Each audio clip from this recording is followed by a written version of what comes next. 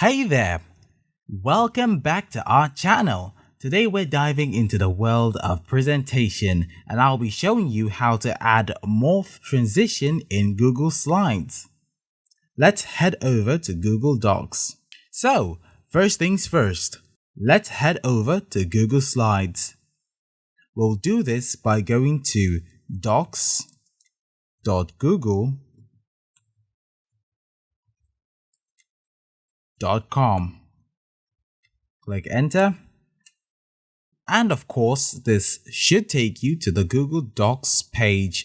And here we'll click on the left menu bar and we'll select Slides. Alright, now over here we'll create a blank presentation by clicking on the blank presentation right here. Wait for it to load. And of course here we can choose from a variety of themes. I think I'll go with this because it looks a little bit simple.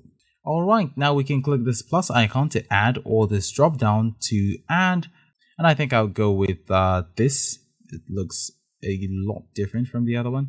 And over here I'll just add something and I'll quickly add a text, let's say title. And over here I'll put slide.google. Of course, for the sake of this tutorial, that is. And next we'll go to the other slide and I think I'll just add a little text here and I'll say this is fun. Alright, now we can move this around to wherever. I think I'll move this over here. And I'd like to do something a little bit extra. Let's click on insert over here. Image, upload from computer. Alright, so select your image and enter. Alright, so this should open this. You can drag this around. You can equally resize it by clicking and dragging the edges to resize. I think that's about what I want.